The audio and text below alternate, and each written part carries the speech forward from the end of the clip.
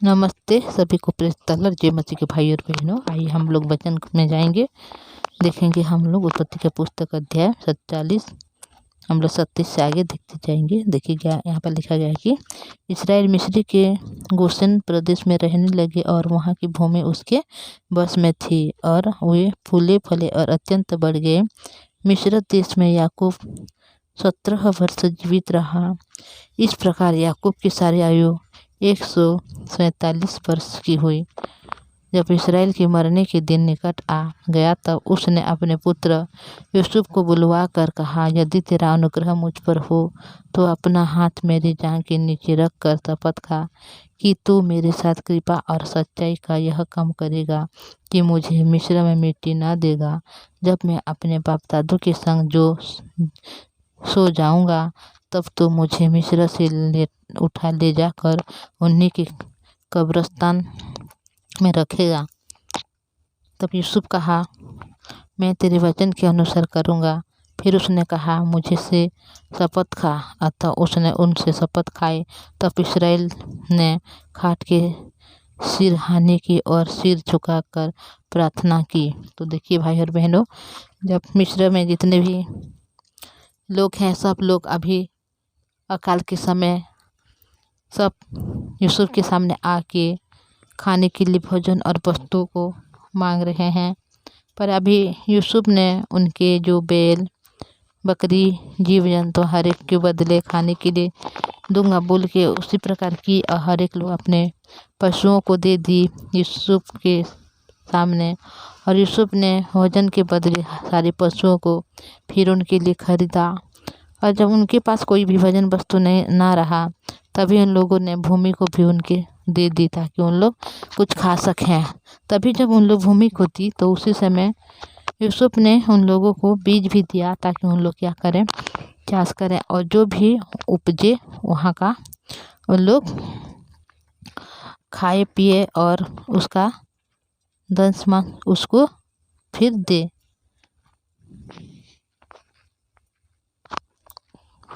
10 मास नहीं 5 मास वहाँ पर दिया करे। तो सभी लोग को के हर एक भूमि को वह खरीद लिया भोजन के बदले और उन लोगों को जो भूमि में खेती करने के लिए बीज भी दी। जब उन लोग बीज करते रहे मतलब बीज बोते रहे और जितना भी फसल उपज होने लगी उसका पंचमांश हर समय वह फिर उनको देने लगी। पर जो याजक लोग हैं उन लोगों को ऐसे मतलब फ्री में उनको लेके भोजन वस्तु दिया करता था। इसीलिए कोई याजक का भूमि यूसुफ का ना रहा बल्कि केवल जो मिस्री देश की जो जितना भी लोग हैं हर एक का भोजन क्या हुआ, मिस्री देश का फिर उनके हुआ। तो यहाँ पर याकूब की अंतिम इच्छा यहाँ पर आ गई है। इस्राएल मिस्री के जो इस्राएल लोग आए थे कनान से उन लोगों ने जो गोशेन प्रदेश में रहने लगे और वहाँ के भूमि के उनके बस में हो गई थी और वो बहुत सारे फूलने लगे फलने लगे और बहुत अत्यंत बढ़ गए। और मिस्र देश में याकूब 17 वर्ष जीवित रहा। इस प्रकार याकूब की सारी आयु 147 वर्ष की हुई। तो देखिए जब याकूब ने यहाँ पर आया अपने बेटे यूसुफ के साथ वह जो भेंट किया और अभी मिस्र देश के गोशेन में रह रहा है और उन लोग भी बहुत सारे फले फूले और अत्यंत बढ़ गए और यह और 17 वर्ष यहाँ पर जीवित रहकर उनकी जो आयु 147 वर्ष का हुआ। तब यहाँ पर इस्राएल मरने के दिन निकट आ गया है। तब उसने अपने पुत्र यूसुफ को बुलवा रहा है यहाँ पर और ये बोल रहा है कि यदि तेरा अनुग्रह मुझ पर हो तो अपना हाथ मेरी जांघ के नीचे रखकर शपथ खा कि तू मेरे साथ कृपा और सच्चाई का यह काम करना कि मुझे मिस्र में मिट्टी ना देना। तो देखिए भाई और बहनों, यहाँ पर जब याकूब जिसका नाम इस्राएल भी है वह क्या कर रहा है कि वह अपने बेटे यूसुफ को वहाँ पर बुलवा कर बोल रहा है कि तेरी अगर कृपा मुझ पर है तो तू एक काम करना कि जब मैं मर जाऊँ तो कभी भी तो मुझे यहाँ मतलब मिस्र देश में कभी भी मेरे कब्र ना देना बल्कि तो उस जगह को लेकर जाना जिस जगह में मेरे बाप दादों लोग रहे हैं उन लोगों को कब्र जहाँ पर दिया गया है। तब मुझे मिस्र से उठा ले जाकर उस जगह में मुझे क्या करना, कब्र में रखना बोल के यहाँ पर बोल रहा है। और इस ऐसे करने के लिए क्या कर, तो मेरे जो पैर में छू कर क्या कर, तो शपथ खा बोल के अभी बोल रहे हैं। पर यूसुफ ने उनसे बोल रहे हैं कि तेरे वचन के अनुसार मैं करूँगा बोल के। लेकिन याकूब ने कभी भी मतलब उस बात को शायद विश्वास नहीं कर पा रहा, इसीलिए बोल रहा है कि तू शपथ खा, तभी मैं क्या करूँगा, विश्वास करूँगा। तब इस्राएल ने खाट के सिराहने की और सिर झुकाकर प्रार्थना की। तो यहाँ पर यह क्या हो गया कि यूसुफ ने यहाँ पर बहुत ज़्यादा प्रार्थना कर रहे हैं। तो देखिए किस प्रकार यूसुफ ने अपने पुत्र को देख पाया, जो उसका पुत्र ने 17 साल की उम्र में उनसे बिछड़ गया था। उनके मतलब हृदय में इस प्रकार था कि वो कभी भी नहीं देखेगा, क्योंकि उनके पुत्र जो यूसुफ है वह हमेशा के लिए मर चुका है। पर यूसुफ ने नहीं मरा, बल्कि परमेश्वर के अनुग्रह के द्वारा वह मिस्र देश में पहले से पहुंच गया और वहां का स्वामी बना, जिसके कारण वह अपने परिवार के हर एक लोग, जितना भी घराने के लोग हैं, हर एक लोग जो बहुत ज़्यादा बहुत भारी जो अकाल के समय में उन लोग हर एक लोग क्या कर सकें, यूसुफ के द्वारा उन लोग बच सकें।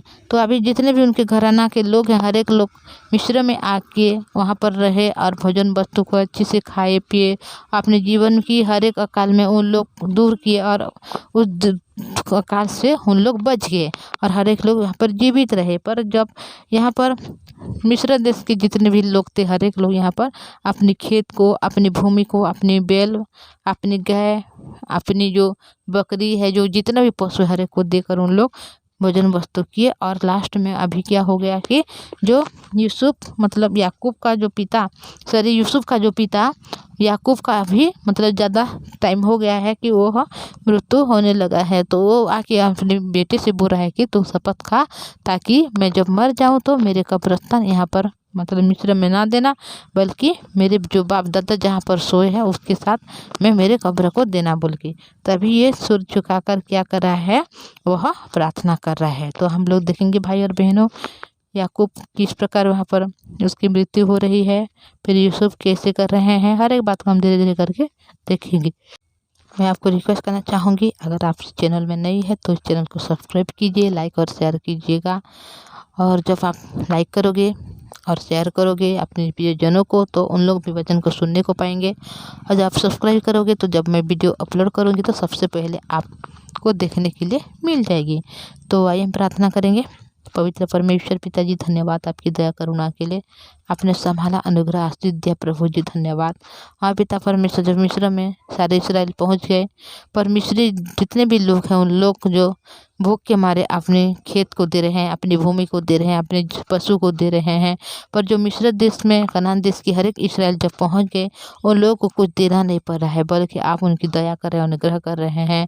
और अनुग्रह करने के लिए आपने पहले से यूसुफ को उस जगह में पहुंचाया, ताकि उस जगह को स्वामी बनकर अपने सारे इस्राएल के लोगों को, जो अकाल के दिनों में उनके जो खाने में उन लोग में अच्छे से आगे बढ़ सकें और कोई भी मतलब मृत्यु में ना पड़े, हर एक लोग जीवित रहे। उसी प्रकार प्रभु जी मिस्र देश में जितने भी लोग हैं, हालांकि उनके देश है मिस्र देश, फिर भी उन लोग खाने के बदले कुछ कुछ दे रहे हैं। पर इस्राएल जो लोग हैं, परमेश्वर की जो लोग हैं, जो अब्राहम का वंश जो लोग हैं, उन लोग को कुछ भी देना नहीं पड़ रहा है, बल्कि उन लोग और भी फूल रहे हैं, फल रहे हैं और अत्यंत बढ़ जा रहे हैं। प्रभु जी आपकी अनुग्रह है, आपकी दया है प्रभु जी, क्योंकि आपने यूसुफ को पहले से वहाँ पर स्वामी ठहराया, जिस वजह से उनके सारे घराना अभी सब लोग अच्छे से वहाँ पर रहकर जीवित हैं। प्रभु जी पवित्र परमेश्वर पिताजी, हमारे जीवन में इस प्रकार दुविधा होता है प्रभु जी, कि हम लोगों के लिए कुछ ऐसी समस्या खड़ी होती है कि हम कुछ भी नहीं कर पाते, पर आप दयालुवन है प्रभु जी।